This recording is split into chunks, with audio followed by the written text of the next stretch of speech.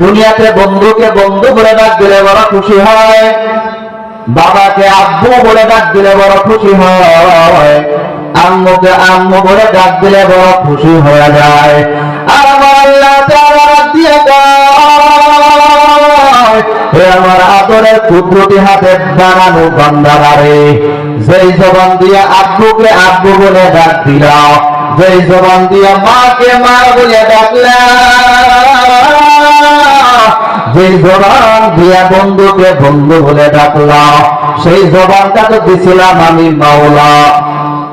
ওই জবান দিয়ে যদি একবার ফাঁকে ফাঁকে আমি আল্লাহ তাআলাকে একবার আল্লাহ বলে ডাক দেও,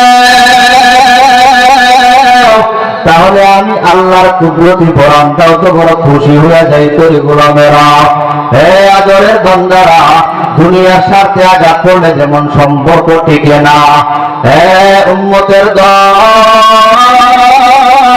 স্বার্থ ছাড়া যেমন সম্পর্ক টিকানো সম্ভব না। আমার মাওলা কেমন মায়ার রব, আমার আল্লাহ কেমন মহাব্বতের আল্লাহ, আমার আল্লাহ কেমন মায়ার আল্লাহ। দুনিয়াতে বান্দাদেরকে বানাইয়া আল্লাহ পাক দায়ী দিয়া দিলেন, হে বান্দারা, এইভাবে চলো, এইভাবে চলিও না। 5 ওয়াক্ত নামাজ পড়ে নাও, মাহে রমজানের রোজা রাখিয়া নাও, যখন সম্পদ বাড়িয়া যায় যাকাত দিয়া যাও, যখন সম্পদ বাড়িয়া যায় হজ করিয়া নাও। আল্লাহ তাআলার মূল ডিউটি গুলো পালন করার জন্য মাওলা হুকুম দিয়া দিলেন।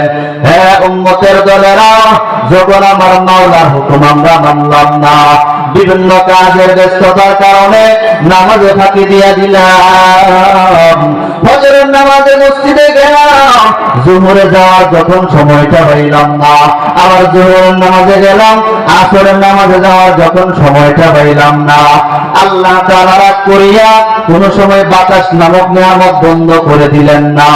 আমার মালিক কেমন মায়ার, আল্লাহ তাআলা বান্দার প্রতি রোজা না রাখার কারণে রাগ করেন নাই।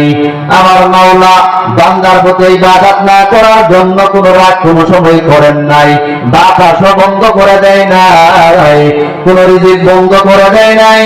এর দ্বারা প্রমাণ হয় আমার মাওলা বান্দাদেরকে বেশি মায়া করে,